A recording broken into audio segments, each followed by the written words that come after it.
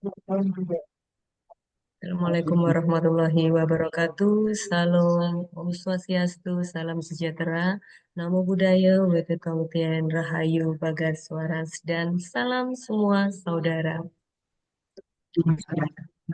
Alhamdulillah, puji syukur pada malam hari ini, Senin malam kita bertemu kembali secara online dalam acara kesayangan kita, Jagongan Online Bersama Indonesia Merayakan Perbedaan. Salam semua saudara.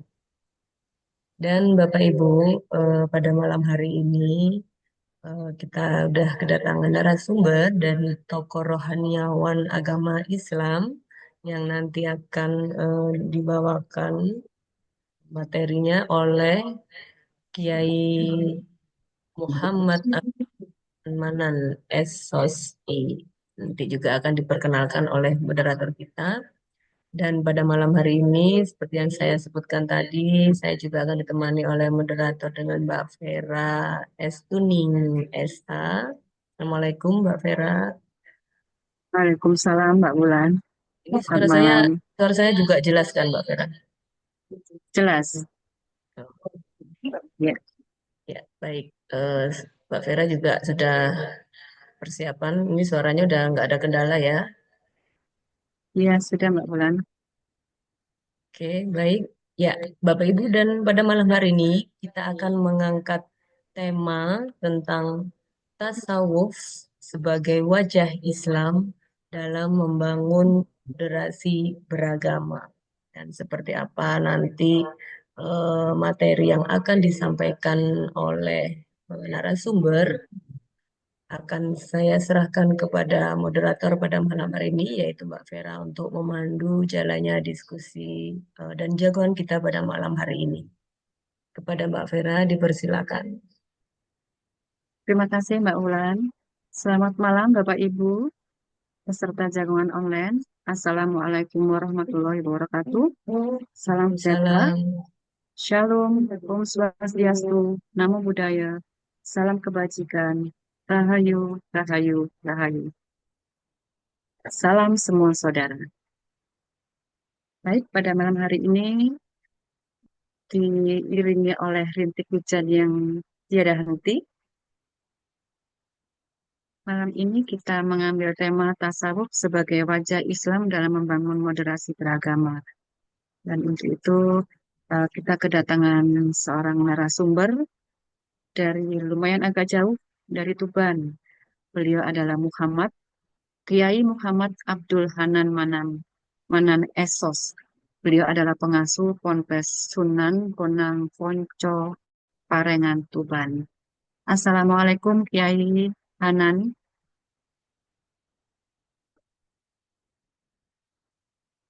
Iya, Tidak dengar waalaikumsalam suaranya? warahmatullahi Ya, wabarakatuh. Iya, tadi masih audionya belum. ya, Iya, waalaikumsalam warahmatullahi wabarakatuh, Mbak Vera. ya. Selamat malam, Yai. Nah, Oke, selamat seperti malam. yang kita mengangkat tema yang sudah saya sebutkan tadi, bahwa tasawuf sebagai wajah Islam dalam membangun moderasi beragama.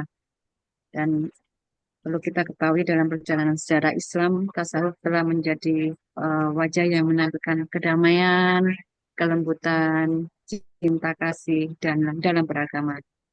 Untuk penjelasan lebih perincinya akan dipaparkan oleh Kiai Hanan Manan. Kami persilahkan waktu dan tempatnya, Kiai. Ya, terima kasih atas waktu yang diberikan. Untuk itu kami ucapkan Assalamualaikum warahmatullahi wabarakatuh. Salam semua saudara, Salam Salam semua semua saudara. saudara. semua saudara Indonesia merayakan perbedaan. Juga untuk semua tokoh yang ada, terlebih kepada Buya Asofah selaku pimpinan dari kegiatan kita yang kita cintai, yakni kegiatan IMP. Nah, pada kali ini kami membawa tema untuk IMP di minggu ini adalah dengan tasawuf sebagai wajah dari Islam untuk membangun moderasi beragama. Jadi sikap moderat dalam beragama itu dalam Islam tampak jelas melalui nilai-nilai tasawuf yang ada di dalam Islam itu sendiri. Kenapa demikian? Kami sebagai wajah Islam, karena seringkali kita ketika melihat suatu agama itu tidak mampu menangkap wajah aslinya, di mana bentuk yang mengemuka ini seringkali disalahpahami atau kurang dimengerti, atau memang ada beberapa oknum-oknum dari pelaku agama atau pemeluknya yang memang belum bisa menampakkan wajah asli dari semangat yang ada di dalam dirinya dalam menjalankan agama.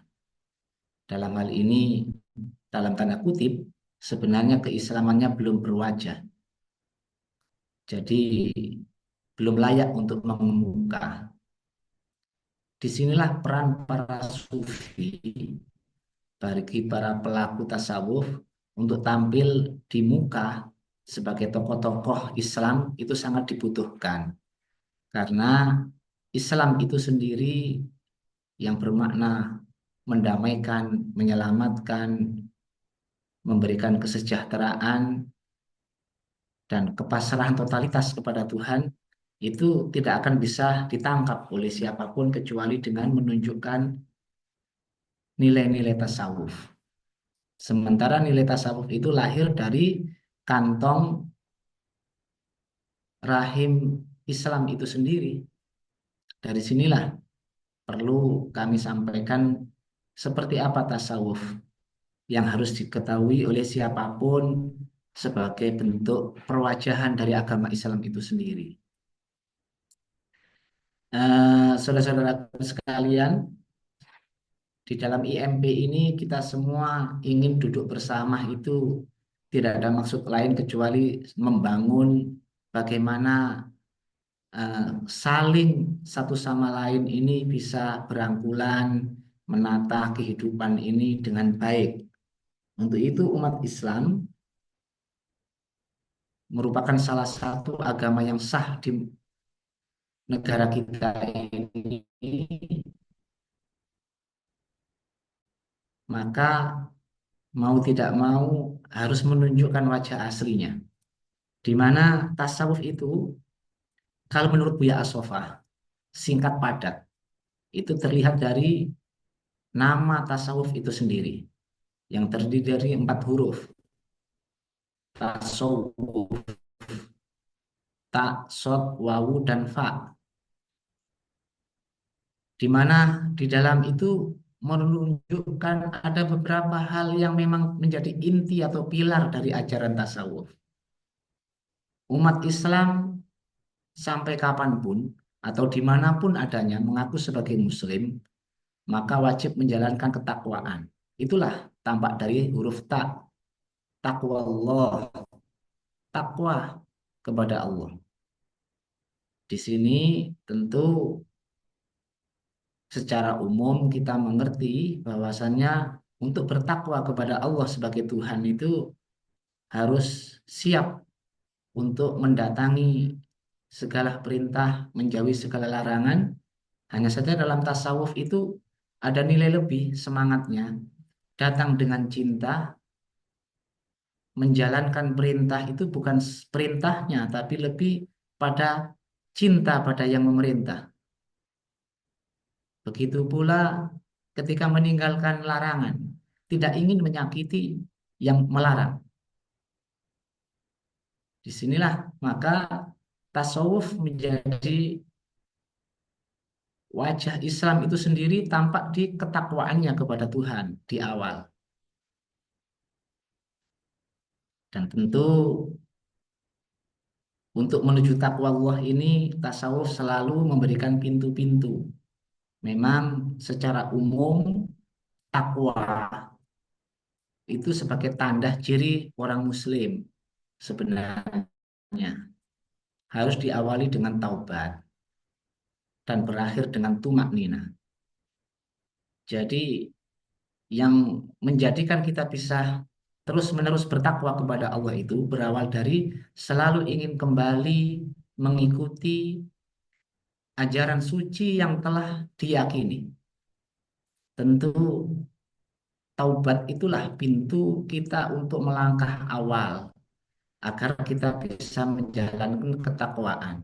Dan ketika menjalani pun dijalani di kehidupan dunia ini dengan penuh ketenangan, mengikuti perintah-perintah, meninggalkan larangan dengan penuh cinta kepada yang memberikan perintah dan yang melarang ini, ya tentu dijalankan dengan penuh ketenangan, dengan tumak nina. Dalam tasawuf itu selain ciri pertama laku tasawufnya dengan penuh ketakwaan ini akan terus menuju pada huruf kedua, sod, di mana sod ini Buya As-Sofa menunjukkan dengan gamblang bermakna sofa ul qalb, beningnya hati. Hati bening itu bukan hal yang mudah. Karena apa? Harus selalu mendapatkan pancaran cahaya ilahi yang kuat agar nokta-nokta atau karat-karat di dalam diri ini yang menggelapkan hati semuanya hilang. Dan disinilah tampak jelas seorang sufi itu dari sofaul kolbinya, kebeningan hati. Sofa bermakna bening, jernih.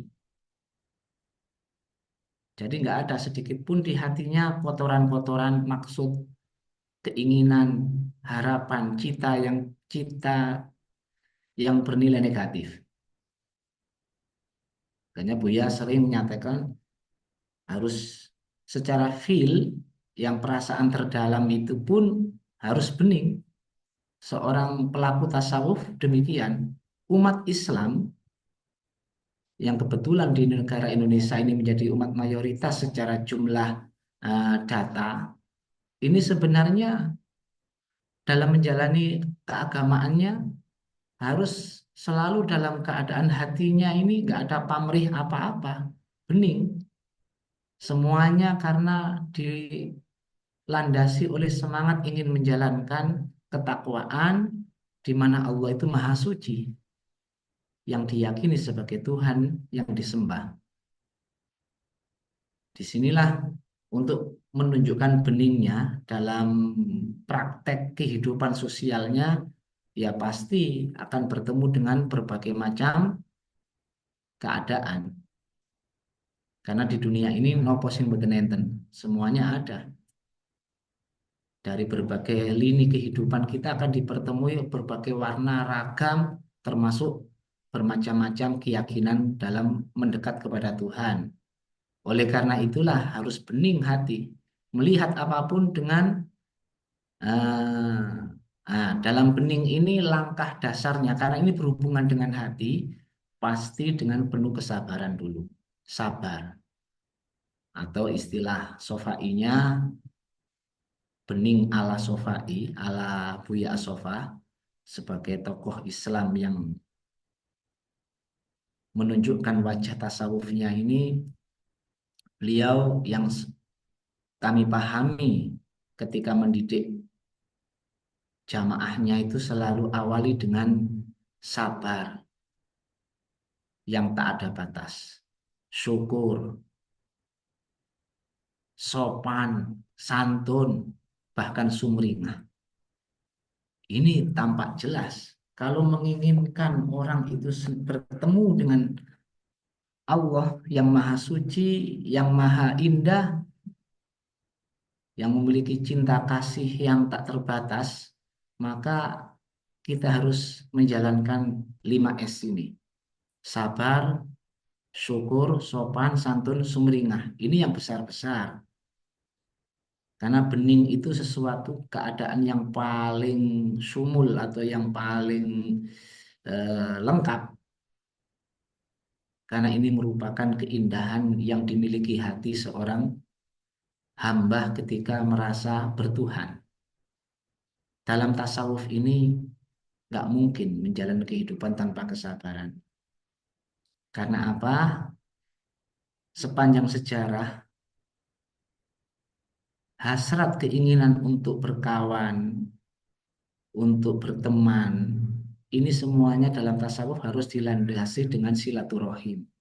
Saling sambungnya rasa kasih, cinta kasih antar sesama. Bukan bersaing, bertengkar, apalagi saling menindas dan berikutnya. Tidak ada itu. Umat Islam harus menunjukkan kepada siapapun, tak peduli itu beda agama, beda ras, suku, warna, semuanya. Harus dengan kebeningan hati ini melihat apapun ini dalam rangka menjalin silaturahim. Saling sambungnya ar-rahim, yakni keadaan yang dipenuhi dengan rasa kasih sayang yang muncul sebagaimana kasih ibu yang ada di dalam rahimnya, anak bayinya itu selalu dipenuhi dengan cinta kasih. Nah, untuk menjalin ini, saya mengutip sedikit ungkapan para sufi Jawa, di mana beliau sering menyatakan dengan ungkapan, "Nggih, menang tanpa ngasorake." Itulah orang-orang sufi dalam praktek laku kehidupan. Berhadapan dengan siapapun tidak harus dengan mengalahkan, tapi merasa menang tanpa ngasorake itu apa ya? Merendahkan, menginjak. Kok bisa demikian? Karena dipastikan seorang laku tasawuf itu selalu ingin memenangkan. Bagaimana bisa mengasorkan atau merendahkan orang lain kalau yang dimenangkan itu orang lain, mengalahkan dirinya sendiri, bersifat ithar, pengorbanan, tapi tidak merasa nelangsa, sedih, nggak ada itu sudah dalam konsep tasawuf. Karena ingin memberi yang lebih pada siapapun. Inilah kemenangan yang hakiki bagi seorang pelaku tasawuf. Ingin memberikan bermanfaat, memberikan yang nilai lebih. Di hadapan publik selalu secara umum tidak akan memberikan kemenangan pada person to person, tapi kepentingan umum yang luas, prinsip-prinsip universal, itu yang diutamakan. Di hadapan pribadi, selalu siapa yang dihadapi itulah yang bagaimana mereka merasa sebagai pemenang. Sikap-sikap inilah yang menjadikan kesopanan dan kesantunan selalu terjaga. Karena tawaduknya dipastikan ingin memberikan arti lebih pada orang lain. Inilah menang hakiki sebagaimana orang tua terhadap anak-anaknya. Orang tua itu merasa menang, kayak host kita yang hadir kali ini, terhadap anaknya merasa kenyang itu ketika melihat anaknya sudah makan lebih dulu ketika selesai masak. Ya seperti itu tasawuf itu. Dipenuhi rasa syukur yang hakiki. Bahagianya itu ketika melihat orang bahagia. Ketika berhadapan dengan urusan luas, maka kepentingan yang lebih besar yang diutamakan. Inilah sofaul qalb kalau mengemuka dalam bentuk lahiriah, praktek-praktek sikap lahiriah. Yang dasarnya ini sebetulnya di batiniah. Tidak ingin sedikit pun di hatinya ada kezaliman, baik terhadap dirinya maupun orang lain. Kenapa? Karena dirinya selalu ingin senantiasa bertemu dengan Tuhannya. Dan diketahui Tuhannya ini maha segala maha. Dan ketika melihat luar diri, itu seakan-akan melihat dirinya. Sehingga selalu menginginkan apa yang ada pada orang lain sebagaimana yang diingini terhadap dirinya. Sementara di relung batin dalam dirinya sendiri, nilai tasawuf itu selalu ingin sebagaimana yang dituju, ingin ingin berkeinginan untuk bersifat berakhlak sebagaimana akhlak Tuhan sendiri. Kondisi yang demikian inilah yang menjadikan jauh dari sikap-sikap yang bersifat fanatisme buta. Kenapa? Karena Tuhan yang diyakini, yang diimani, itu adalah Tuhan seluruh alam, seluruh makhluk yang ada, baik itu sesama Muslim ataupun selainnya, baik itu sesama bangsa Indonesia ataupun internasional. Nggak peduli, karena meyakini semua diciptakan oleh Tuhan yang satu. Dan oleh karena itu, dirinya ingin menyatu pada Tuhan yang menciptakan segala ini. Dan rasa demikian ini tampak betul ketika melihat orang lain, entitas lain. Itu adalah dirinya dari keinginannya. Tidak akan berani membunuh, melukai, menyakiti, sedikit pun berlaku zalim, berlaku merugikan orang lain, tidak ingin karena yang sakit dirinya. Sebaliknya ketika memenangkan orang lain, itu yang menang dirinya. Sugih tanpa ngasorake. Ya, ia merasa lebih kaya ketika mampu memberikan tampil di muka bumi ini bagaimana orang-orang ini sebagaimana dalam Pancasila itu, yang sila kelima itu,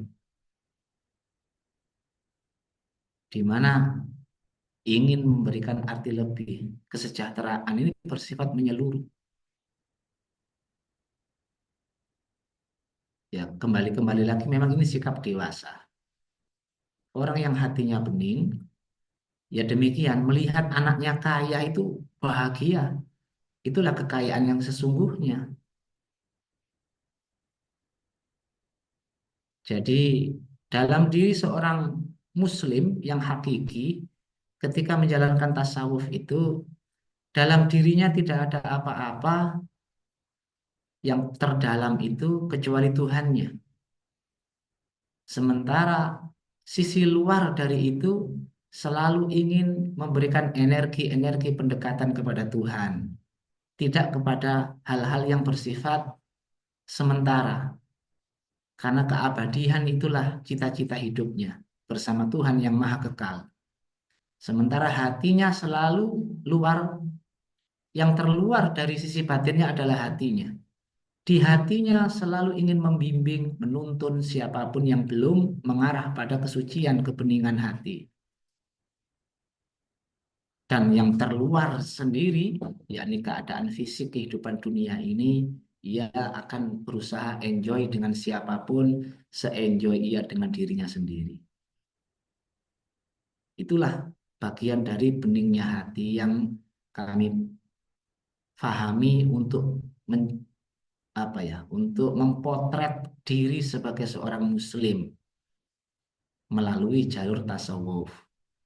Ada lagi huruf yang ketiga yakni waw, huruf hijaiyah ini memang alfabetnya ikut Arabic alfabet, di mana ini singkatan dari wafaul ahdi, mampu memenuhi janjinya ketika berhadapan dengan kehidupan ini. Sebenarnya sudah terikat janji suci dengan Tuhan yang Sang Pencipta. Keyakinan kaum sufi, hidup ini tidak hanya di dunia ini. Hidup ini berawal dari kehidupan sejak awal kali diciptakan. Dan penciptaan dirinya ini bukan fisik ini, tapi lebih pada ruh. Di mana ruhnya ini ketika diciptakan, ini diyakini bahwa ini diciptakan dari cinta Allah terhadap Nabi Yuna, Nur Nabi kita Muhammad Sallallahu Alaihi Wasallam. Umat Islam itu harus selalu terikat dengan cahaya suci Nabi Muhammad, di mana seluruh kehidupan ini diciptakan dari cahayanya. Oleh karena itu, sejak dulunya dipimpin oleh cahaya suci Nabi Muhammad itu bagi umat Islam itu sudah bersyahadat. Bala syahidna itu yang sering disampaikan oleh dalam buku-buku atau kitab-kitab tasawuf ketika ditanya alastu birabbi, demikian. Bukan akan yang merawat, yang memelihara. Bahasa Jawa nih, kula sering pakai sing ngopeni. Karena ngopeni itu bersifat luas. Ya, apapun yang merawat, memelihara, menguasai, open ini. Nah, bukankah aku Rob kalian? Mereka semua menjawab, disinilah dipimpin oleh cahaya utama sang terpuji Nabi Muhammad, sehingga semua umat Islam yang ikut jejak langkah suci Nabi Muhammad pun menjawab syahidnya, ya kami menyaksikan itu. Nah, inilah kehidupan yang sesungguhnya terikat sumpah setia untuk senantiasa mengaku sebagai hamba di hadapan Tuhan. Dan segala kehidupan ini diurusi oleh Tuhan. Sehingga ketika tampil di muka bumi dengan kesadaran lahiriah di dunia ini, melihat apapun ini bagian dari rububiyah Tuhan, bagian dari eh, cara Tuhan untuk mengatur kehidupan ini.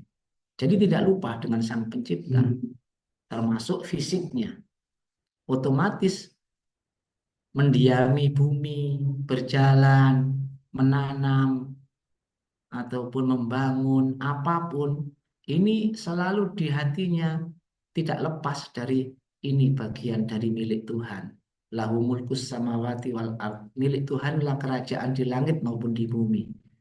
Sehingga tidak sewenang-wenang, tidak semena-mena, tidak semau gue, selalu terikat sumpah setia untuk menjadi hamba. Oleh karena itu, selalu dalam pengabdian dan pengabdian. Ini wawunya, wafaul ahdi. Ya tentu dari penjagaan dirinya, istilah bahasa Arab lain wikoya itu. Selalu menjaga. Nah, sikap-sikap yang demikian inilah yang menjauhkan dari pola-pola yang serba terlalu dalam sisi untuk memenuhi keinginan pribadi atau yang bersifat ekstrim, radikal, dan lain-lain. Karena apa? Ingin menata kehidupan ini sebagaimana diyakini kehidupan ini yang menata adalah Tuhan itu sendiri. Ada orang kaya, ada orang miskin, ada negara maju, ada negara terbelakang. Ini semua tatanan kehidupan yang ada ini bagi seorang sufi ini tatanan sempurna dari Tuhan. Nah, terus bagaimana mempertautkan saling silaturahim, saling membangun dengan cara mengingatkan bagi yang lupa, lalai, dan memberikan apresiasi bagi yang merasakan ingin berbuat baik, bajik terhadap yang lain.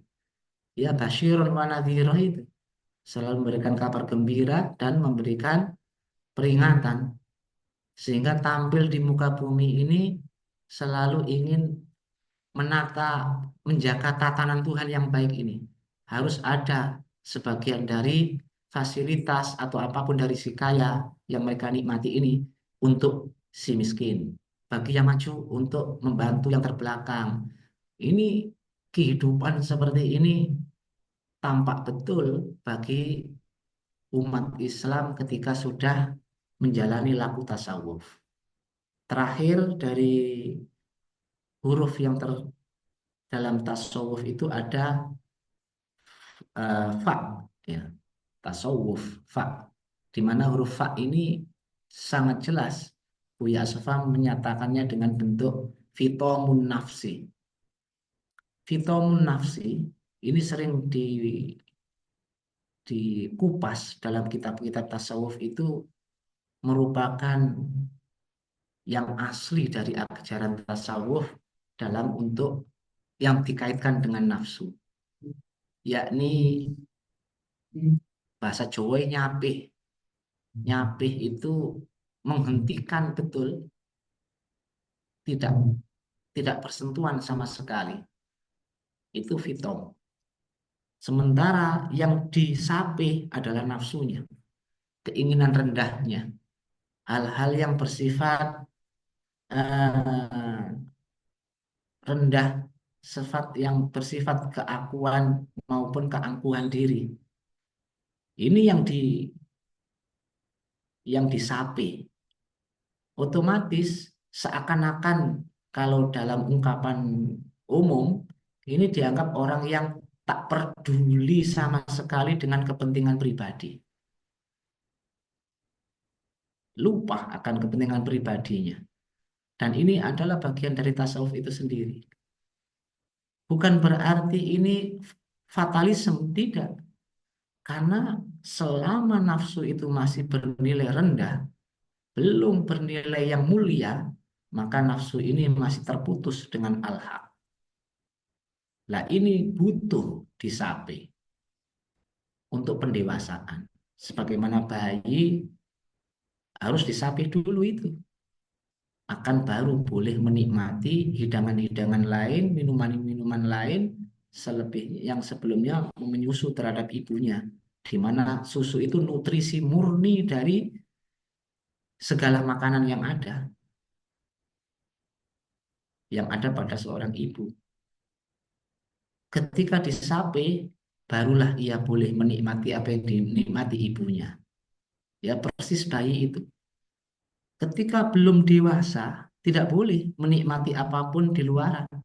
Harus datang murni dari ajaran suci yang murni dalam hal ini Quran, hadis, ijma, qaul ulama dari kalangan muslim. Itu dulu. Ketika sudah disapih, merenung, kuat, dan menghayati kehidupan ini sebetulnya adalah kehidupan Tuhan, hakikatnya, barulah melihat kefanaan dari kediriannya ini, ia bisa menikmati apapun dalam kacamata, itu adalah bagian dari Tuhan itu sendiri. Nah, ini berawal dari fana memang, untuk agar bisa fitom ini. Melihat kehidupan apapun ini harus melihat hakikinya, hakikatnya, sehingga nafsunya yang betul-betul rendah ini menjadi nafsul hak.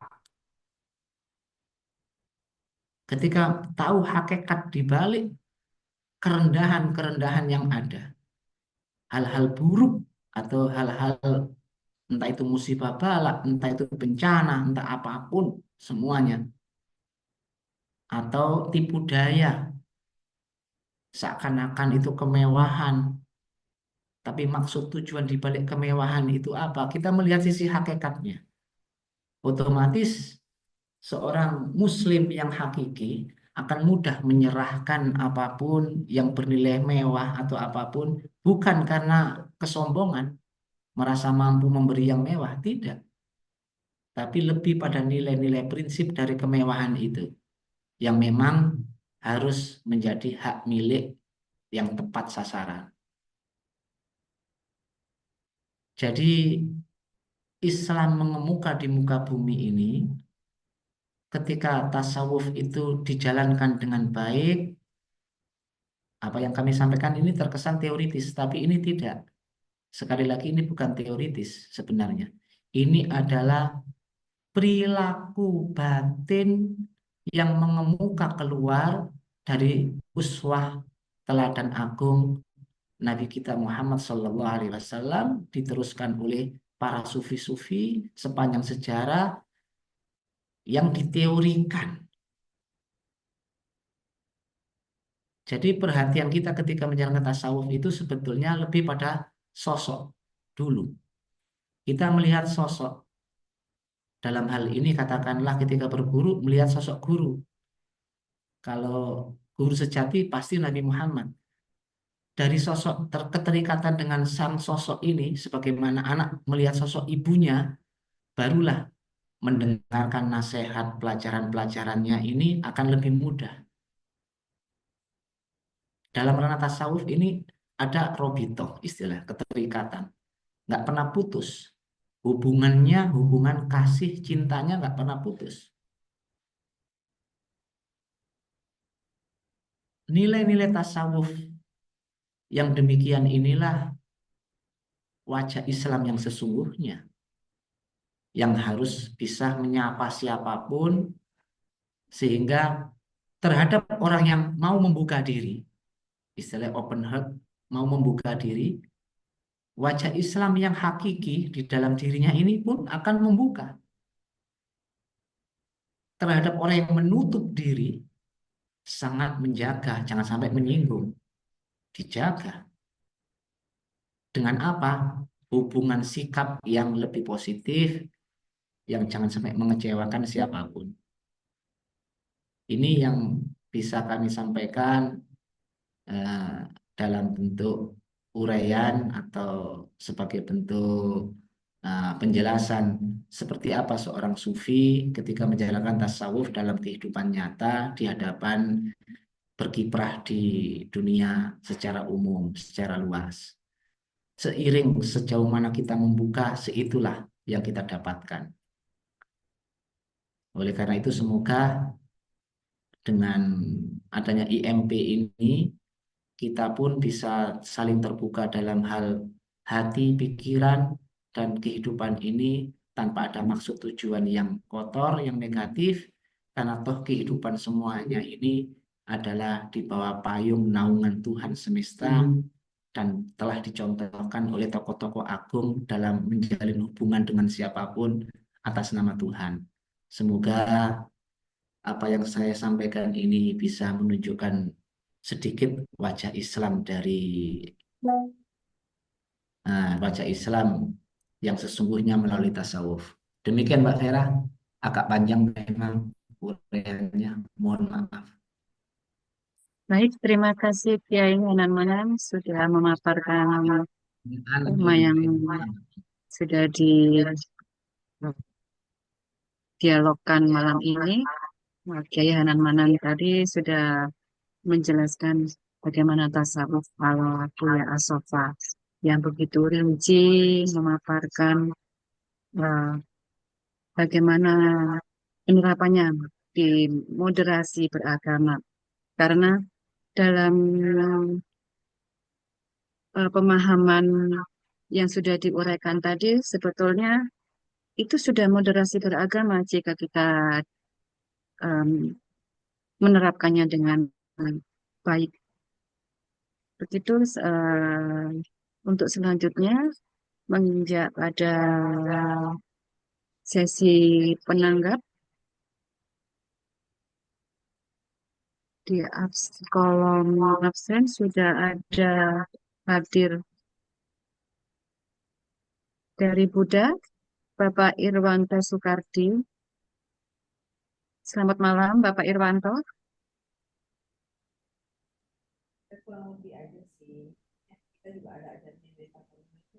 Selamat malam, Bapak Irwanto Soekardi. Ya, selamat malam. Wah, saya dapat giliran pertama ini ya. Iya, Oke, salam saudara iya, saya, monggo. salam saudara, Salam salam semua semuanya saudara. saudara. Iya, betul. Silakan Bapak Irwanto untuk memberikan tanggapan pada tema malam hari ini. Ya, selamat malam teman-teman semua. Salam kenal, saya Irwanto dari Agama Buddha. Ini pertama kali saya memberikan komen ya untuk acara IMP pada malam hari ini. Eh, Sebenarnya saya salut sekali melihat kegiatan IMP yang mana tiap minggu bisa mengkondisikan kita semua untuk bertemu meskipun secara online, yang mana tentunya dengan demikian mengkondisikan kita juga bisa kenal satu sama lain, dan secara offline juga kadang kita bisa ketemu juga, yang mana satu persatu saya juga mulai kenal sama Ibu Wulan, sama Romo Jusi, Romo Didi, ya sama yang lain-lain juga, Romo Agus, sama Pak Kiai-Kiai juga, mana yang sering kita ketemu, ya itu merupakan suatu bentuk eh, pengkondisian bagi saya dan juga teman-teman di agama Buddha bisa bergaul, bisa berteman sama teman-teman di agama yang lain. Jadi seperti yang disampaikan tadi Pak Kiai Hanan ya, memang semuanya sangat benar sekali, bagus sekali, sangat memberikan masukan juga bagi saya secara pribadi, yang mana sebenarnya setelah saya sangkut pautkan, ya memang tidak jauh berbeda, bisa katakan sama. Eh, Hanya saja mungkin kita mempunyai baju yang berbeda, ya di mana saya memilih baju agama Buddha, Kiai Hanan juga memilih baju yang beragama Islam. Sebenarnya semuanya sama, kebetulan bajunya yang berbeda. Dan saya juga kadang-kadang ketemu teman-teman dari luar negeri juga, kadang saya bertanya agamanya apa, dan mereka mengatakan saya nggak ada agama. Apalagi ada customer dari China gitu, mereka kan komunis ya, mereka tidak memeluk satu agama apapun. Ya, tapi mereka yakin bahwa kebaikan akan selalu menjadi kebaikan.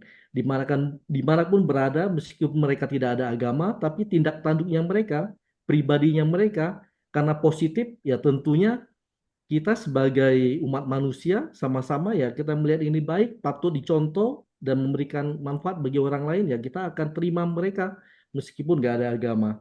Jadi dari agama Buddha sebenarnya kita lebih melihat ke dalam diri kita sendiri. Makanya di dalam agama Buddha dan Sang Buddha sendiri itu mencapai satu tingkat yang sangat tinggi sebagai seorang Buddha itu melalui meditasi, yang mana tentunya meditasi mengkondisikan kita untuk melihat diri kita sendiri apa adanya. Sebenarnya kita tahu dan bisa melihat kebaikan apa, keburukan apa yang ada dalam diri kita bisa mengetahui dan kita bisa introspeksi diri ya untuk mengembangkan yang baik dan tentunya mengikis hal-hal yang jelek yang ada dalam diri kita. Dan sebenarnya itu semua tergantung pada diri sendiri apakah mau menjadi pribadi yang lebih baik atau enggak. Nah, jadi Sang Buddha mengatakan bahwa ada 4 hal yang harus dikembangkan bagi kita adalah kita sebutin seperti catur paramita ya. Catur paramita adalah empat kebaikan, yaitu nomor satu adalah metta. Metta itu artinya cinta kasih, yang mana tentunya ya kita harus eh, menyayangi satu sama lain, bukan hanya pada manusia aja, kepada makhluk-makhluk yang tidak terlihat pun ya kita harus kembangkan kita punya perasaan cinta kasih. Ya, lalu meta karuna, karuna juga belas kasihan jika ada umat lain atau makhluk lain yang menderita, ya kita harus ikut prihatin. Jika bisa membantu, ya sedapat mungkin kita membantu. Meskipun dengan cara berdoa, memberikan doa-doa yang baik juga itu satu hal yang baik yang bisa kita lakukan. Karuna, meta, karuna, mudita. Mudita yang ketiga itu adalah turut bersuka cita jika kita mempunyai teman atau sahabat siapapun yang sukses, yang berhasil, ya kita harus turut bersuka cita juga, bukan malah sebaliknya iri hati atau tidak senang atau menjegal mereka, yaitu tidak dianjurkan. Dan yang keempat adalah UPK. UPK itu artinya ketenangan batin, di mana perasaan yang timbul, apakah sesuatu yang positif maupun negatif, itu kita harus tidak boleh melekat pada pada pada hal tersebut, di mana Sang Buddha mengatakan bahwa hidup ini adalah anicca, anicca yang mana selalu berubah. Mulai kita bangun pagi sampai kita tidur kembali, itu perasaannya kita pasti naik turun ya, tuh ada senang, ada susah, ada sedih, ada gembira, ya banyak hal yang selalu berubah dan tidak ada satupun kondisi di dunia ini yang selalu tetap. Senang terus nggak mungkin, sedih terus nggak mungkin, untung terus juga nggak mungkin, rugi terus juga nggak mungkin. Jadi semua kondisi itu naik turun selalu berubah, yang dinyatakan dengan namanya anicca. Makanya sifat yang keempat ini UPK itu ketenangan batin, di mana kita tidak boleh melekat pada kondisi yang timbul. Karena kondisi yang timbul ini juga akan berubah. Kalau kita melekat pada kondisi ini juga membuat kita menjadi menderita, karena akan berubah juga. Ya, sama satu hal lagi yang Sang Buddha mengatakan bahwa kita sebagai umat awam itu harus menjalankan 5 sila. 5 sila ini artinya 5 kemoralan sebagai perumah tangga yang harus kita jalankan, yaitu tidak membunuh, tidak mencuri, tidak melakukan perbuatan asusila. Yang keempat, tidak berkata bohong atau berkata kasar. Sama yang kelima, ya tidak makan dan minuman yang memabukkan. Yang mana 5 kondisi ini kalau kita lakukan, kalau kita langgar, ya akan memberikan penderitaan bagi orang lain dan juga bagi diri sendiri. Jadi itu sekilas yang bisa saya sampaikan. Lebih kurangnya saya mohon maaf jika ada yang tidak berkenan. Selanjutnya mungkin bisa saya kembalikan kepada Bu Ulan sebagai moderator. Terima kasih. Namo Buddhaya. Terima kasih Pak Irwanto. Seperti yang sudah dijelaskan Pak Irwanto tadi, bahwa kita semua itu sama, makhluk itu sama, hanya yang berbeda itu adalah bajunya. Baju Islam, berbaju Hindu, berbaju Buddha, dan Ya, agama-agama yang lain. Seperti yang sudah diuraikan oleh Pak Irwanto tadi, 4 kebaikan, ya hampir sama dengan yang sudah diuraikan oleh Kiai Hanan Manan tadi. Yang pertama adalah cinta kasih, dan prihatin dengan umat yang perlu dibantu, terus eh, bersuka cita melihat teman atau saudara yang sudah bahagia. sukses atau lain-lain sebagainya. Dan yang keempat adalah ketenangan batin dalam kondisi apapun. Begitu sebetulnya hampir sama dengan apa yang diuraikan. Hanya implementasinya berbeda-beda. Terima kasih Pak Irwanto atas tanggapannya. Menginjak penanggap selanjutnya dari Konghucu, Pak Johan Ajuan. Selamat malam Pak Johan Ajuan. Selamat malam, Iya, Pak. bagaimana kabarnya Pak Johan?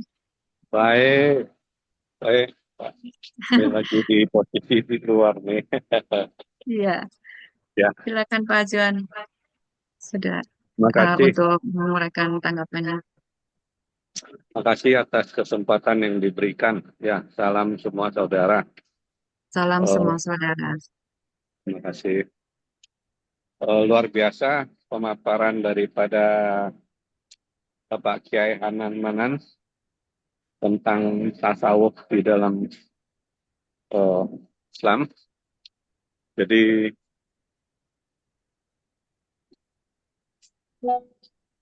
semangat tasawuf itu sangat mulia, yaitu lebih mengutamakan orang lain dan menomorduakan diri sendiri.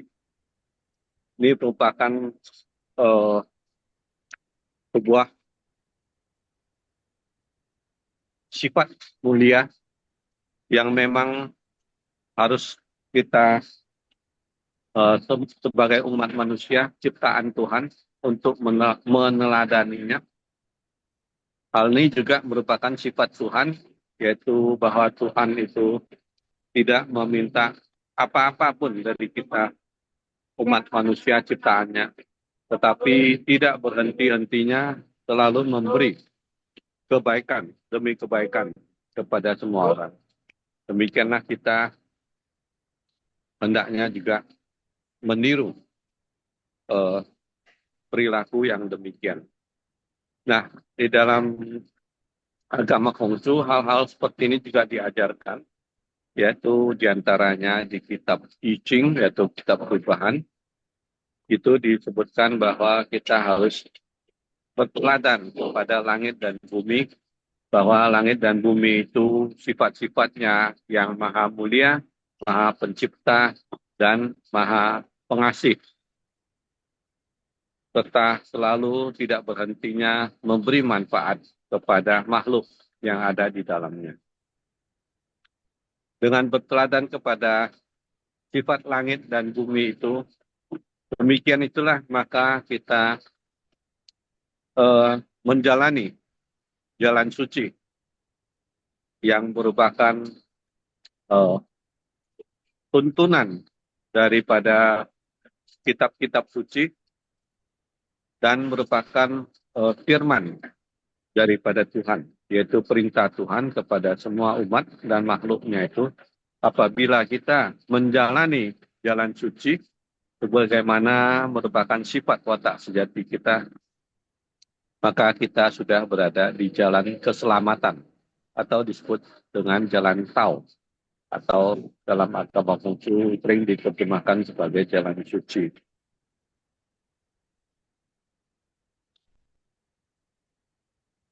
Dalam hal kita di komunitas IMP, merupakan eh, komunitas lintas agama dan lintas iman, maka perbedaan-perbedaan itu bukanlah halangan, dan sebaliknya kesamaan-kesamaan itu yang selalu kita pupuk dan kita eh, tonjolkan, saling menumbuh kembangkan, yaitu eh, kesamaan-kesamaan di semua agama di antara kita, yang ada di antara kita itu adalah bahwa kita semua sama-sama adalah ciptaan Tuhan, sama-sama bersaudara di dalam Tuhan. Maka slogan IMP, kita semua saudara, dalam salam IMP itu sudah menjelaskan tentang eh, semangat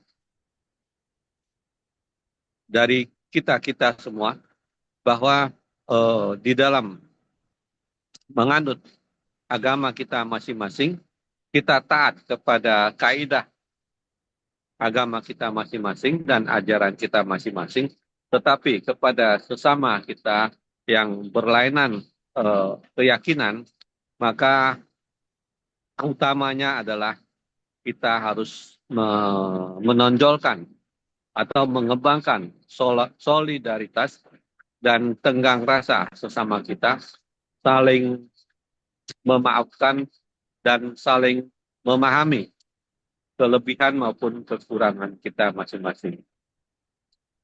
Mungkin seperti ini tanggapan kita dari agama Konghucu, bahwa di dalam agama Konghucu perilaku kebajikan juga merupakan bagian daripada perilaku tasawuf yang mirip-mirip dengan tasawuf di dalam ajaran Islam.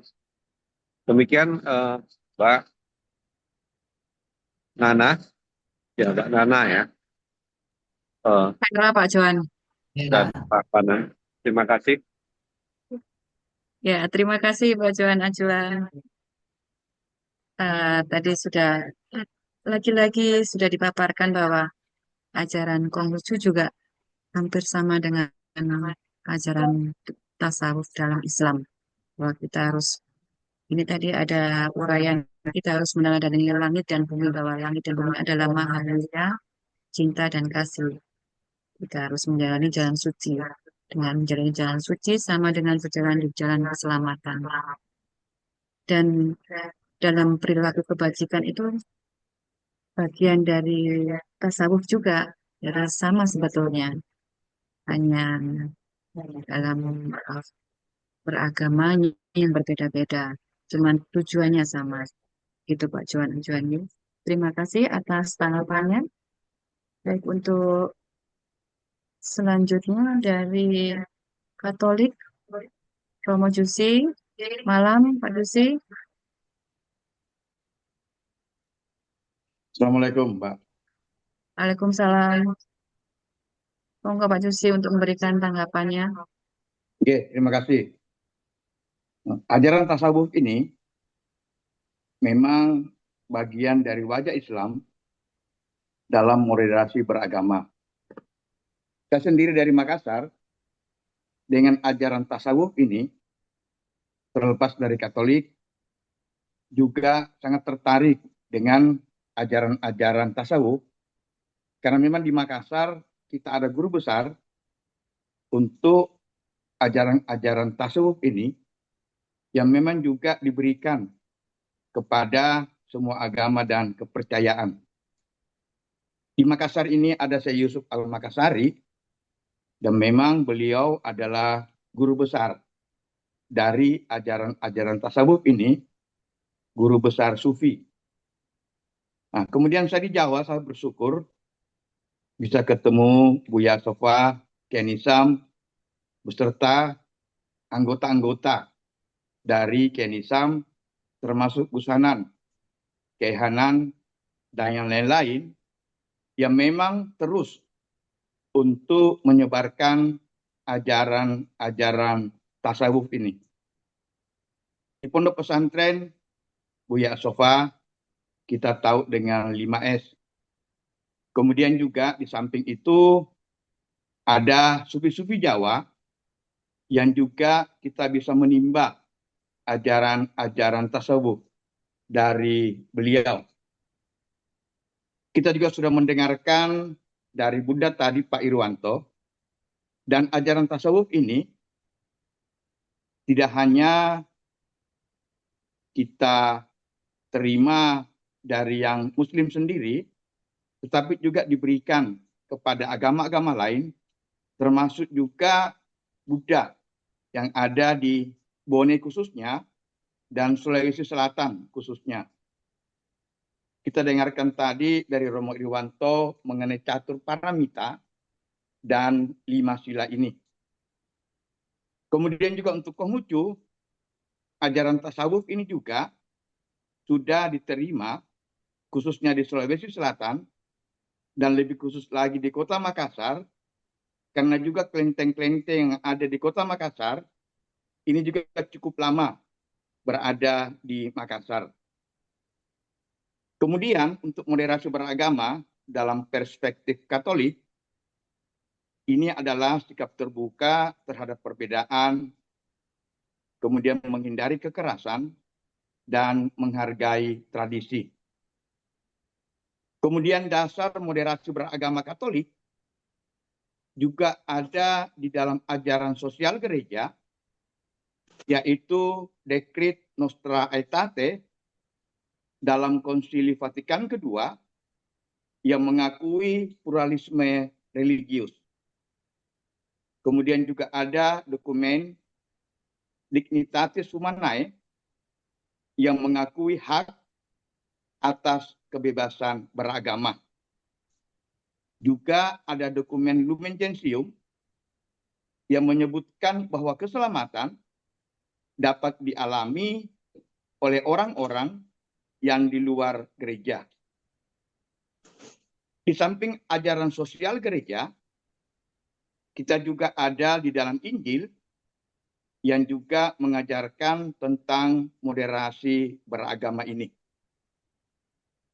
Kemudian indikator moderasi beragama dalam Katolik, yang pertama yaitu komitmen kebangsaan, yang kedua adalah toleransi terhadap sesama, yang ketiga adalah menolak tindakan kekerasan, yang keempat adalah menghargai tradisi dan budaya lokal, dan yang kelima yaitu memanusiakan manusia.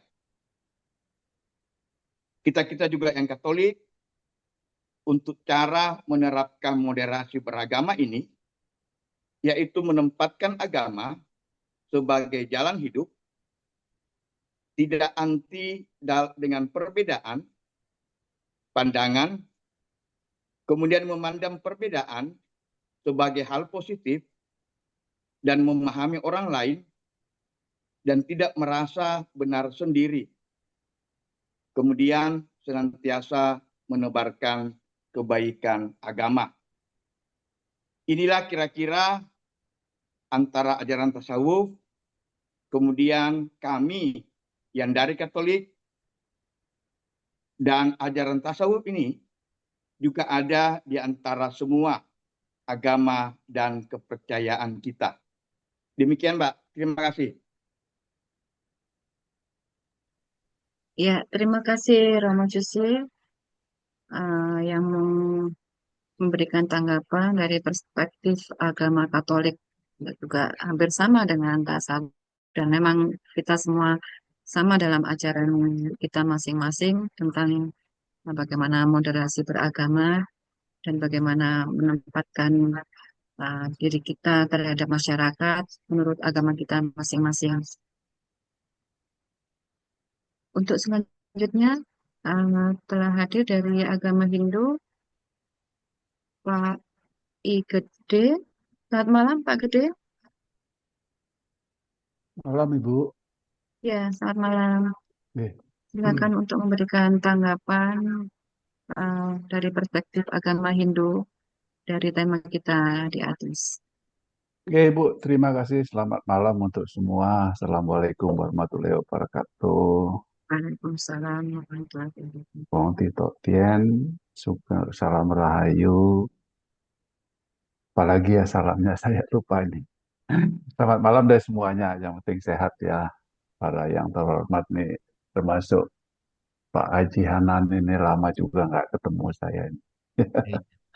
Sehat-sehat ya. Tadi materinya ya cukup menarik sih. Tasawuf mungkin kalau di Hindu bilang ya kita kembali pada jati diri ya, pada sang diri kita. Tadi sudah dijelaskan bahwa bagaimana sifat-sifat dari Tuhan itu kita ejawantahkan dalam perilaku kita. Dan ngoten nggih Pak Haji nggih, Pak Iya nggih. Iya. Kita ejawantahkan sifat-sifat dari Tuhan di dalam diri kita untuk berkehidupan sosial kan. Salah satu sifat dari Tuhan walaupun sebutannya berbeda di masing-masing agama kita adalah cinta kasih kan. Tuhan itu kan menyintai siapa saja nggih, Romo nggih.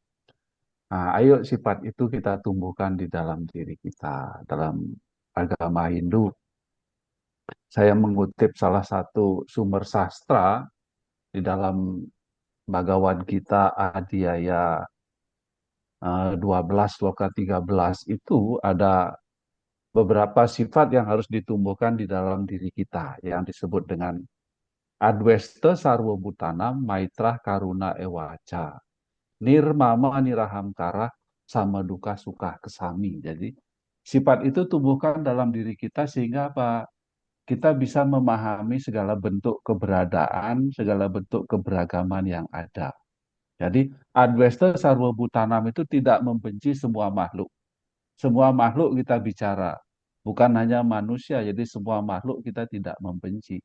Makhluk yang kasat mata maupun makhluk yang tidak kasat mata. Ya, itu juga kita tidak, agama Hindu tidak membenci itu. Kemudian yang kedua, Maitra Karuna Ewaca. Jadi kita bersahabat dengan penuh cinta kasih. Kita bersahabat bukan karena saya satu agama dengan si B, dengan si A, atau karena saya satu gereja, satu pura dengan si A, oh karena saya satu RT, karena dia orang kaya, atau karena dia Cinta Pak Arif. pejabat dan lain sebagainya. Oh, Jadi Maitra Karuna Ewaca itu bersahabat dengan penuh dengan cinta kasih. Kemudian nirmama. Nirmama itu artinya nir itu tidak, mama itu kepemilikan. Artinya tidak pelit gitu. Jadi suka berbagi. Jadi kita suka berbagi.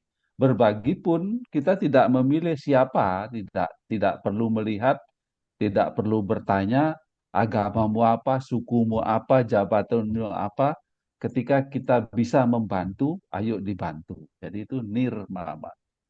Ini rahamkara. Ahamkara itu artinya ego. Jadi kita memahami, bisa menerima seperti Pak Kiai bilang tadi, kita memahami segala bentuk perbedaan yang ada. Kita tidak menganggap punya kita yang paling bagus, kita tidak menganggap punya kita yang paling baik. Walaupun kita meyakini itu, kita menghargai juga kebaikan yang ada di dalam orang lain, di dalam yang ada di luar dari kita. Kita pahami juga. Itu aham kara. Jadi memahami segala bentuk perbedaan yang ada. Kemudian sama duka suka. Nah, sama dalam keadaan suka maupun dalam keadaan duka. Ketika suka dia tidak terlalu beruforia, berlebihan, mengeksplor kebahagiaan dia, tidak. Begitu juga ketika dia menderita, dia tidak merengek, tidak membelas, tidak membutuhkan sangat sangat menghibahkan diri supaya dibantu, tidak, karena kita yakin bahwa suka dan duka itu adalah dinamis. Jadi suatu kali akan duka, setelah duka pasti akan suka. Begitu juga sebaliknya, sehingga dalam dua keadaan itu kita diharapkan bersikap sama saja. Kemudian yang terakhir adalah kesami. Kesami itu memaafkan. Jadi ketika kita mampu memaafkan orang lain, kita mampu memaafkan diri kita juga, karena mungkin kita juga ada kesalahan. Nah, di sanalah akan tercipta suatu kehidupan yang harmonis. Mungkin memaafkan itu mungkin mudah diucapkan, tetapi susah untuk dijalankan, terutama memaafkan ketika ada orang lain yang menyakiti atau membuat diri kita terluka. Jadi, sifat-sifat itu adalah jalan untuk menjalan tasawuf bagi umat Hindu, bagaimana sehingga menjadi orang yang sadu jana, dikatakan orang yang baik dan bijaksana, sehingga dia bisa memahami segala bentuk perbedaan, memahami segala bentuk dinamika yang ada dalam kehidupan sosial beragama. Mungkin demikian, Ibu. Terima kasih. Selamat malam. Baik, terima kasih Pak Gede atas uraiannya tadi yang sekali lagi ajaran tasawuf itu juga sama, hampir sama lah dengan ajaran yang ada di dalam agama Hindu. Untuk selanjutnya,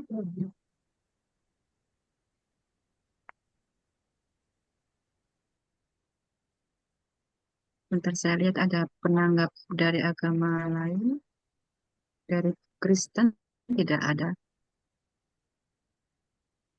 Kita lanjut ke sesi tanya jawab saja. Barangkali ada yang bertanya atau raise hand, atau bisa bertanya di kolom chat.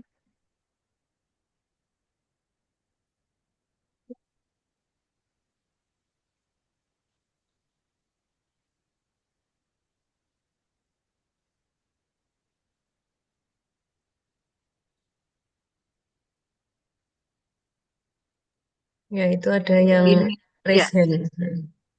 sebentar ini di kolom chat ada yang bertanya dari Mbak Nyomi Basuki.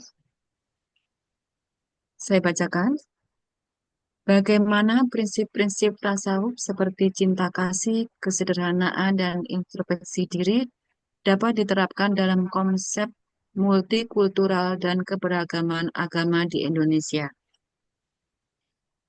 Itu Kiai Hanan Manan, barangkali bisa menjelaskan. Eh, Tasawuf yang memang berfokus pada pendidikan ruhani, murni, yang mengemuka dalam bentuk adab tata krama indah dalam bentuk lahiriah. Ini di kehidupan modern ini peranannya malah semakin besar karena silang sengkarut kehidupan ini di era modern ini sudah sedemikian kompleksnya. Oleh karena itu, posisi wajah Islam yang mengemuka ini pun juga sedemikian kompleks. Jadi banyak yang melakukan Islam itu karena semangat yang berlebih sampai menegasikan entitas lain. Seakan-akan nyikut, apa, nyikut bahkan nyikur. Bahkan ada yang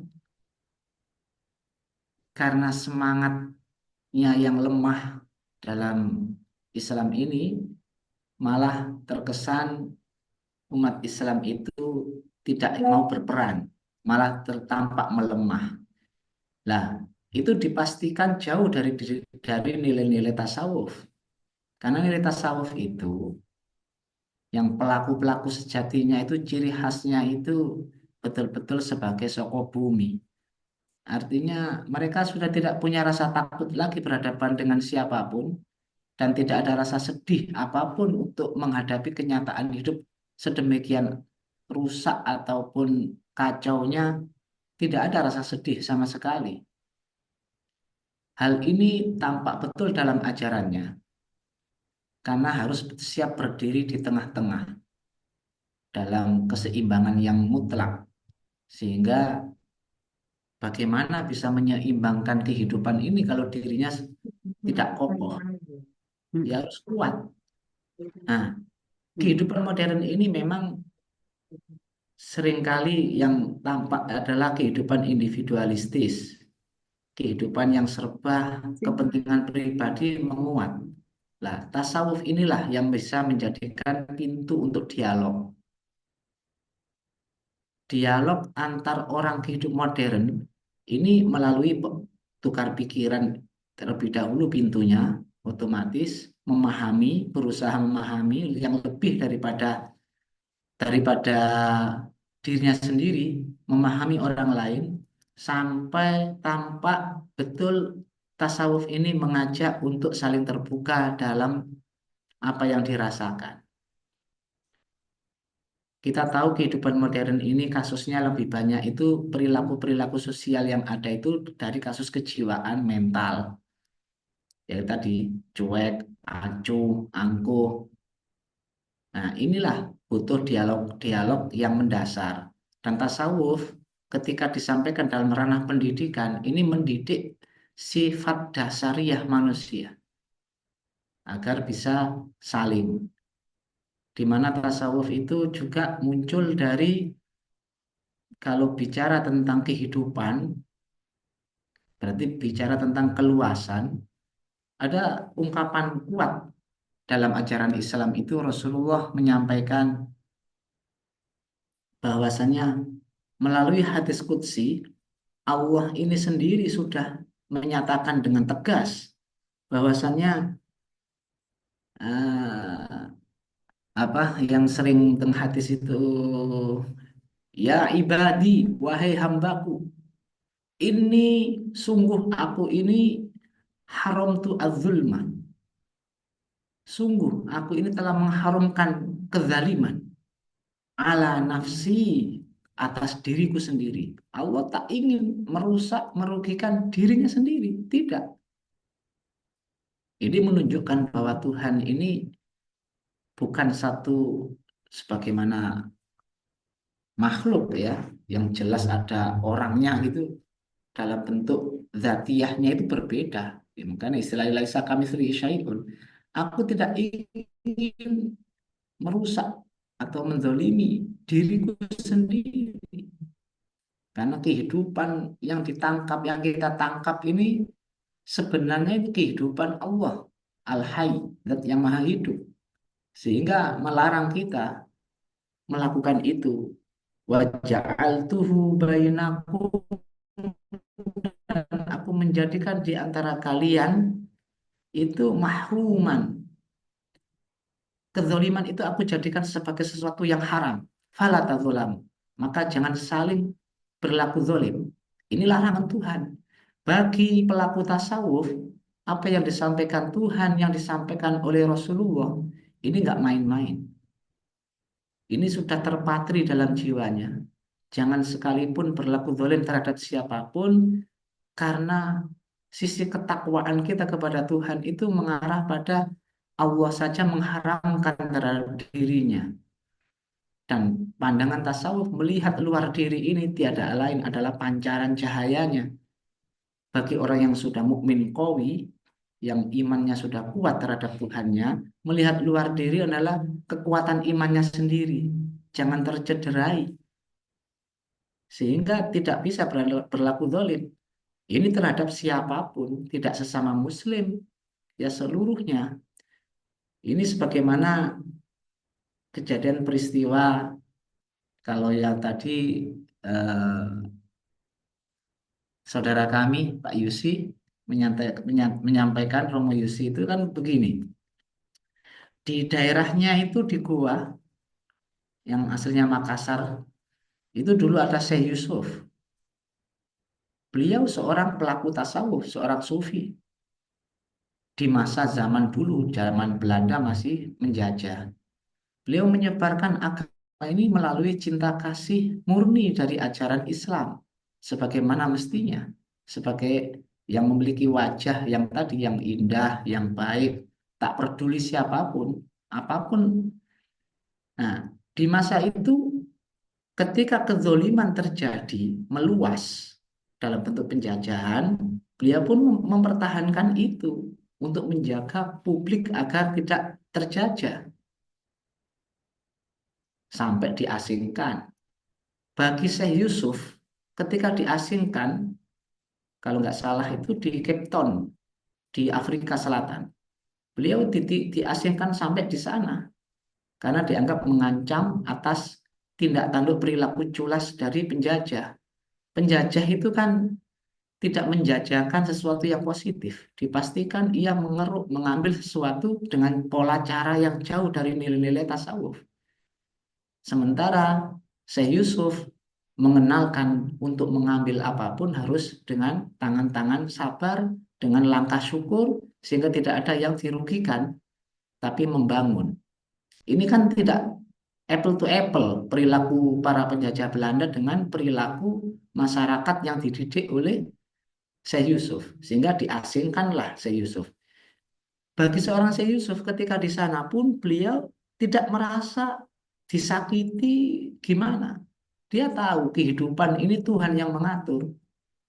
Sehingga dakwah panggilan jiwanya tetap berjalan.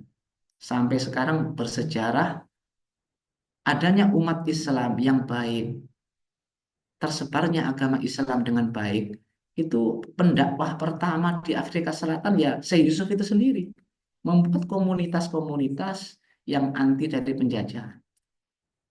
Disinilah kita bersyukur dalam bangsa Indonesia ini, ketika kita bergandengan tangan dengan serius untuk menjaga keutuhan NKRI ini, sisa-sisa dari penjajahan di Indonesia yang masuk, ini bagi para ulama sufi, ini selama yang nilai-nilai positifnya itu diambil hikmah-hikmahnya. Di antaranya termasuk adanya agama Kristiani masuk, Katolik masuk itu. Itu nilai positif yang bisa tetap ada. Kita masih bisa berkawan menjadi satu bagian bangsa. Tapi VOC dalam arti apa yang memang itu murni duniawi untuk mengeruk itu yang dilawan. Tidak boleh ada penjajahan di muka bumi dan saling bersatu padu. Sehingga dengan para pendeta di zamannya itu kita bisa bergandengan tangan menjaga keutuhan NKRI ini dan umat Islam tidak mengusir mereka-mereka dari yang sudah terdidik dengan baik secara agama. Toh umat Islam pun hadir di Indonesia pun dibawa oleh para aulia, para wali. Selalu ingin hadir di muka bumi ini tidak merusak. Begitu pula tokoh-tokoh agama lain di Indonesia ini, termasuk Konghucu yang akhir-akhir belakangan baru mengemuka, dibinarakan oleh Gus Dur selama tidak ada maksud tujuan untuk yang bersifat duniawi yang dalam arti yang rendah. Inilah keindahan tasawuf. Selalu mengajak siapapun selama kita membangun bangsa, kehidupan ini sinergi dalam ranah untuk menghadirkan keindahan sifat-sifat Tuhan, maka itulah kita memiliki hubungan baik. Tapi ketika ada hal-hal yang bersifat culas, negatif, yang itu bersifat duniawi yang nyata, tanpa pikir panjang, para ulama sufi nggak ada rasa takut sama sekali, siap menjalin hubungan, menggandeng tangan siapapun untuk mengusir itu. Pembodohan, pendidikan-pendidikan yang tidak baik, sebagaimana di belakang waktu ada dari unsur Islam sendiri bahkan yang bersifat ekstrim, terorisme dan apa. Ulama tasawuf dari kalangan bangsa kita semuanya satu padu menolak. Nggak peduli itu datangnya mengaku sebagai muslim, itu mentalitasnya bukan mentalitas muslim. Karena mereka memaksakan diri orang untuk beriman kepada Allah dengan cara paksa, nggak mungkin itu beriman. Pasti itu ada kepentingan lain, karena iman itu landasannya adalah keserahan totalitas diri untuk menerima. Oleh karena itu, keislamannya diragukan. Dari sinilah siap diajak pemerintah untuk tidak mengikuti jiwa-jiwa ekstrim. Nah, inilah berdiri di tengah itu. Bagaimana sebagai umat Islam ini kita tidak peduli terhadap apapun dan siapapun yang merusak nilai-nilai Tuhan dan nilai-nilai kemanusiaan, nilai yang merusak nilai-nilai kedamaian, pasti ditolak. Jadi tasawuf ini sebenarnya ya nilai kekuatan agama Islam yang hakiki, yang mampu menolak apapun yang bersifat negatif, baik dari dalam maupun dari luar, karena nggak boleh berlaku zalim, baik terhadap dirinya sendiri maupun luar diri. Sekaligus saya sambung ini ya, ada Dan satu ada pertanyaan hadis lagi, sambung lagi ya. lagi. Sebenarnya konteksnya ini bersambung dengan pertanyaan Oke, yang di monggo, atas. monggo. Oh iya, iya, Dalam silakan, konteks silakan. saat ini atau dalam kehidupan modern, bagaimana praktik tasawuf dapat membantu mengembangkan toleransi dan kerukunan antar umat beragama? Sepertinya hampir sama pertanyaan Ya, satu dan dua tadi. yaitu Iya. sifat toleran.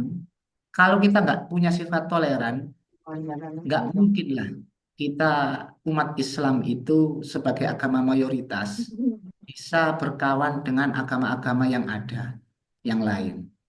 Samin bayangkan, umpama yang pegang agama Islam ini kalangan ekstremis yang bersifat sangat apa ya, memahami, mereka menyesatkan tasawuf, tidak mengakui adanya tasawuf sebagai bagian Islam.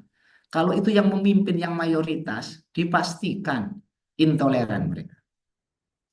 Nah, karena alhamdulillah yang kita syukuri, umat Islam itu di Indonesia ini secara mayoritas memang dididik untuk mengikuti ajaran tasawuf, baik itu secara meluas dalam arti kehidupan tradisinya maupun yang bersifat pendalamannya. Cara menikmati agama ini memang melalui jalur seni dalam tasawuf. Seni berkawan itulah yang menjadikan kita bisa bertoleran terhadap siapapun.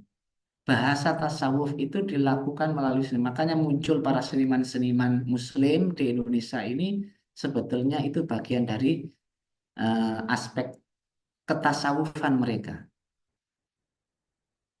Sambil bayangkan kalau Islam yang mengemuka di Indonesia ini orang yang anti seni, yang musik haram, apapun haram, foto haram, itu bukan wajah Islam. Sehingga susah kehidupan modern IT berkembang begitu pesat, ya nggak akan bisa hidup. Ya, apalagi nggak bisa Zoom seperti ini, Mbak Nana. Karena ya, tasawuf itu sifatnya selalu dinamis, mengikuti kehidupan tanpa memutus bahwa ini adalah bagian dari takdir Tuhan, bahwa kehidupan ini terus berjalan. Tuhan pasti terlibat dan keterlibatan Tuhan penuh.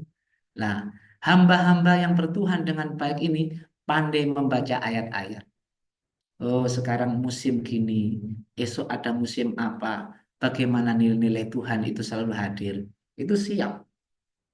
Inilah sikap-sikap yang ada dalam para sufi yang tak boleh ketinggalan, bahkan istilah Buya Sofa harus isok nyalip zaman. Entah 10 tahun, entah 20 tahun kemudian kita sudah menjalankan itu walaupun bentuk belum tampak istilah warna karena kita lebih pada semangatnya, tapi kelak 10 tahun kemudian, ternyata ini sudah sebagaimana yang disampaikan tadi juga.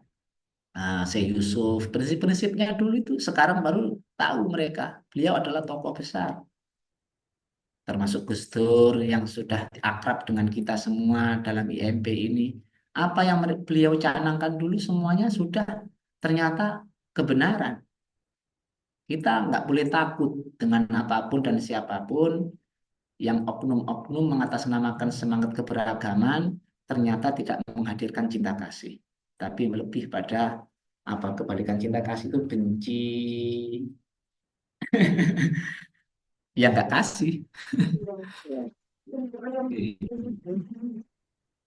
Baik, Monggo, sudah ya. Ah, pertanyaan lain. sudah tidak ada pertanyaan ini sepertinya. Karena juga sudah di penghujung waktu, Kiai Hanan Manan, Iya, iya. barangkali sekaligus Kiai Hanan bisa closing statement. Silakan ya. Closing statement kami, umat Islam bersama umat lain, terlebih yang terakrab dalam IMP ini, harus terus siap berdiri di tengah-tengah untuk menjaga keseimbangan kehidupan bersama ini agar tidak pikiran, pemikiran, perilaku, ataupun perasaan yang itu datang dari iblis yang berawal dari kebencian. Kita harus selalu berdiri di tengah untuk membangun bersama karena kehidupan ini pada hakikatnya adalah kehidupan Tuhan. Sehingga kita sebagai orang yang berhamba kepada Tuhan harus terus berupaya menebarkan cinta kasih yang murni sehingga kita bisa benar-benar menjadi saudara-saudara yang seiman dalam makna yang luas. Karena kita punya keyakinan yang sama di hadapan Tuhan, kita harus benar-benar tunduk, tidak boleh tertipu oleh angan-angan, harus selalu perhatian terhadap siapapun yang merasa terdolimi. Jangan sampai mereka yang terdolimi ini sampai suaranya didengar oleh Tuhan. Ittaqu da'watul mazlum, takutlah doa permohonan dari orang yang terzalimi, karena itu jangan berlaku zalim biar tidak muncul itu. Karena wa bainallah hijab, karena sungguh di antara doa dari kaum yang terzalimi itu dengan Allah tidak ada hijab penghalang. Karena itu sekali lagi hidup beragama ini kunci di antara dasarnya agar tetap berdiri di tengah adalah tidak berlaku zalim terhadap siapapun sehingga agama ini tetap terjaga kesuciannya. Karena siapa yang terzalimi doanya itu didengar oleh Tuhan. Semoga IMP ini semuanya saling menguatkan, tidak saling menzalimi, dan berdiri di tengah, siap menjalankan atas nama umat beragama untuk mendidik, untuk menyebarkan kebaikan-kebajikan dimanapun, bahkan bersifat internasional. Ini harapan kami. Baik, terima kasih Kiai Hanan atas pemaparan yang sungguh luar biasa dengan tema kita malam hari ini dan ditutup dengan closing statement yang sungguh menyentuh. Terima kasih atas paparannya bahwa tasawuf tadi sudah disampaikan, tasawuf ala Buya Asofa itu sangat berperan dalam membangun moderasi beragama dengan menanamkan cinta kasih, toleransi, dan keseimbangan sehingga mencegah ekstremisme dan menciptakan harmoni dalam kehidupan beragama. Untuk itu, eh, saya juga menutup tasawuf tadi bahwa ajaran tasawuf adalah juga ajaran seni. Jadi saya tutup dengan pantun juga. Berjalan sore ke tepi muara, angin sejuk menyapa jiwa. Tasawuf ajarkan hati yang ramah, moderasi tumbuh penuh cahaya. Baik, Ya, terima kasih Kiai Hanan Manan atas eh, kehadirannya yang disempatkan dari segala kesibukannya. Berterima sangat. Terima kasih juga para tokoh agama yang sudah menyempatkan hadir. Mohon maaf jika ada kesalahan dari kata-kata dan perbuatan kami. Terima kasih. Assalamualaikum warahmatullahi wabarakatuh. Salam sejahtera, shalom, om swastiastu, namo buddhaya, salam kebajikan, rahayu, rahayu, rahayu. Salam semua saudara. Kami kembali ke Mbak Bulan. Terima kasih Mbak Bulan. Baik, terima kasih disampaikan kepada Mbak Vera dengan pantunnya yang sangat luar biasa. Bisa diulang lagi nggak? Bisa diulang apa enggak? Ya, diulang silakan. Berjalan sore ke tepi muara. Angin sejuk menyapa jiwa. Tasawuf ajarkan hati yang ramah. Moderasi tumbuh penuh cahaya. Waduh, mantap. Moderasi Cakep ini. ya, sangat indah Belajar dari dalam Mbak Bulan pantun. yang selalu pakai pantun. Oh, saya baru 1 kali kemarin. Ya, baik. Terima kasih disampaikan kepada Mbak Vera dengan pantunnya juga yang luar biasa dan juga sudah memandu jalannya diskusi kita pada malam hari ini dengan luar biasa juga. Dan juga terima kasih yang tak terhingga kepada narasumber kita dengan Kiai Hanan Manan yang sudah memberikan pencerahan materi yang sangat luar biasa dan tentunya sangat bermanfaat bagi kita semua. Dan juga kepada seluruh tokoh rohaniawan yang tak henti-hentinya memahamkan kita akan cinta kasih, akan pentingnya eh, kerukunan toleransi antar umat beragama. Terima kasih Bapak-bapak para tokoh dan juga kepada seluruh peserta yang sudah dengan senantiasa selalu mengikuti jawaban kita dengan setianya dan menyempatkan waktunya.